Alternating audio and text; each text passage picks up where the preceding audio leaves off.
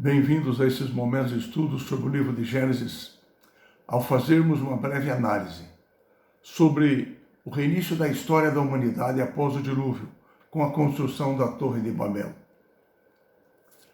A história recomeça após o dilúvio, com Noé lavrando a terra, ficando bêbado, o seu filho mais novo, Cã, gracejando de seu pai, e os seus outros dois irmãos, Sem e Jafé, respeitosamente, cobrindo a nudez do seu pai. Noé pronuncia então uma bênção sobre Sem e sobre Jafé, e uma maldição sobre Cã. Mas ele faz mais. Ele se refere ao filho de Cã, Canaã, cujo nome significa subjugado. E Noé diz que Canaã se tornaria servo dos filhos de Sem e dos filhos de Jafé. O velho servo de Deus, o velho patriarca, faz aqui uma profecia de que a descendência de Sem, o povo de Israel, destruiria os cananeus, os subjugaria, os descendentes de Canaã. E ali eles estabeleceriam um reino de onde viria o Messias para salvar os descendentes de Sem, Cã e Jafé. É interessante que nós encontramos no livro de Gênesis algumas genealogias. E elas têm um propósito todo especial. O primeiro propósito é enfatizar a natureza real e histórica dos personagens bíblicos. Em segundo lugar, estabelecer uma ligação clara entre o passado e o presente. Uma sequência bíblica de personagens e de fatos. Em terceiro lugar, mostrar que apesar dos resultados da queda do pecado, da rebeldia da natureza humana, Deus cumpriu fielmente o seu plano de salvação para com a humanidade. Isso nos ajuda a entender, inclusive, que os patriarcas do passado, eles tiveram acesso direto ao testemunho daqueles que presenciaram os eventos antigos. Por exemplo, o pai de Noé, Lameque, já tinha 56 anos quando Adão morreu, porque Adão viveu 930 anos. Assim, provavelmente, com certeza, Noé ouviu do seu pai Lameque toda a história contada por Adão. E é bom lembrarmos que Noé viveu durante 600 anos antes do dilúvio e mais 300 anos após o dilúvio. Ou seja, Noé, ele pôde passar as descendências seguintes, as gerações seguintes, toda a história do dilúvio. Após o dilúvio, as gerações sucederam com muita rapidez. A vida humana se reduziu drasticamente. Logo, Sem, Cã e Jafé tiveram filhos e netos. E assim as gerações se sucederam e agora elas se concentraram na planície de Sinar ou Sinear. É interessante que Deus havia determinado de que eles se espalhassem por toda a terra, povoassem toda a terra. E assim, Deus tinha um plano especial para toda a terra. Porém, eles estabeleceram um outro plano. Em Gênesis capítulo 11, verso 4, nós lemos que eles disseram o seguinte: Vinde, edifiquemos para nós uma cidade, e uma torre cujo topo chegue até aos céus. Tornemos célebre o nosso nome, para que não sejamos espalhados por toda a terra. Por que eles estabeleceram outro plano? Por que decidiram construir uma grande cidade e uma torre, que ficou conhecida como Torre de Babel? Primeiro, eles queriam permanecer juntos. Eles disseram, para que não sejamos espalhados. Eles queriam construir uma nova civilização de acordo com suas próprias ideias, e não de acordo com os planos de Deus. Em segundo lugar, eles se sentiriam mais seguros contra um novo dilúvio. Deus havia prometido que não haveria um novo dilúvio, mas eles não confiaram nisso. E eles agora planejaram construir uma grande torre que ultrapassasse as nuvens. Na verdade, eles queriam estar seguros contra um novo juízo de Deus. Porque das nuvens vinham as chuvas. E eles queriam estar acima das chuvas.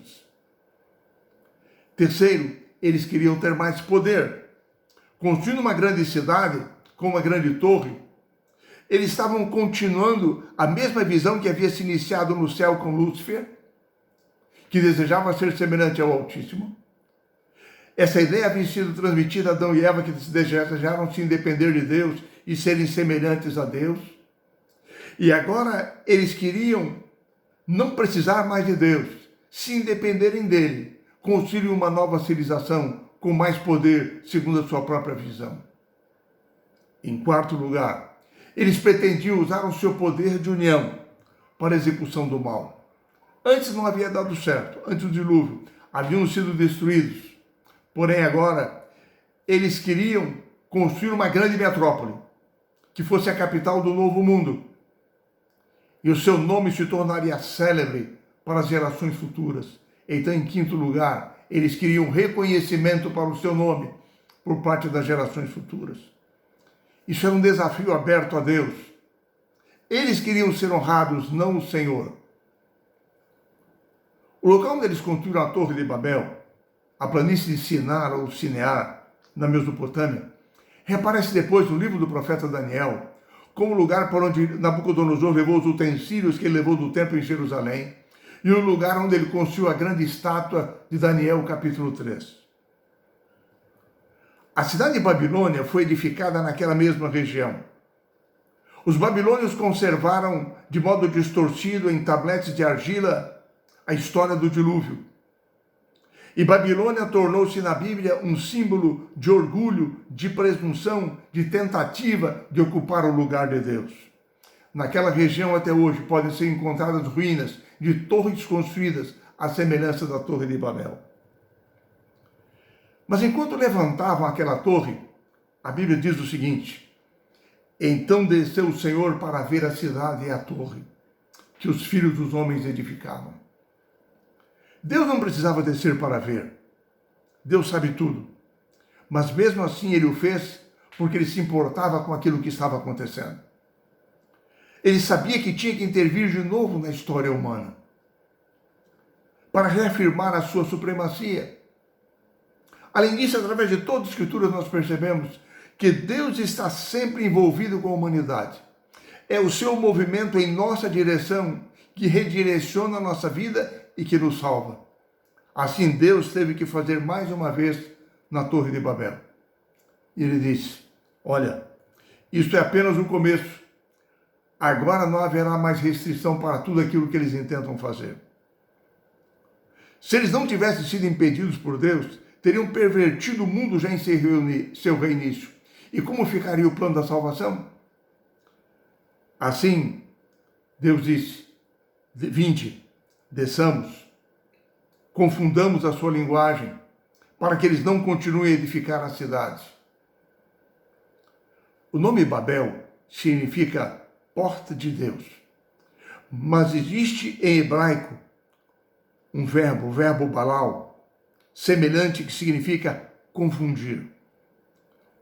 Deus resolveu confundir a linguagem deles, para que eles não se entendessem mais entre si. Um não entendesse o outro, não pudessem manter a sua união e não pudessem prosseguir com a construção daquela torre. Assim, aquilo que era o seu monumento de orgulho tornou-se um memorial de sua loucura. Assim, rapidamente, eles foram dispersados por Deus em famílias, em pequenos grupos, para diferentes regiões da terra, dando origem a diferentes povos e a diferentes nações. Enfim, os principais benefícios da dispersão que Deus promoveu ali na Torre de Babel foram os seguintes. Em primeiro lugar, Deus promoveu a povoação de toda a terra. De acordo com o seu plano inicial, que o ser humano habitasse toda a terra, de modo equilibrado, e toda a ecologia da terra fosse preservada. Em segundo lugar, em lugar de se tornarem um povo único, forte, movido para o mal, vivendo em rebeldia unificada contra Deus, o Senhor bloqueou esse propósito daquele povo, essa tendência, para poder executar o seu plano de salvação. Através da reação da intervenção divina, aquela dispersão tornou-se redentiva. A dispersão em Babel tornou-se símbolo de redenção. Terceiro lugar, surgiram dali povos, vários, e mais tarde nações, com as quais Deus trabalhou uma a uma. E assim nós podemos concluir o estudo com uma reflexão. Assim como aconteceu com aquela geração na Torre de Babel, porventura, estou eu hoje construindo alguma Torre de Babel em minha vida, de modo tal que Deus necessite de intervir para me conduzir de volta aos seus planos, para que eu seja redimido por Ele. Que nós pensemos nisso, que nos volvamos para o Senhor, na Babel que é este mundo, que o sirvamos e o amamos de todo o nosso coração.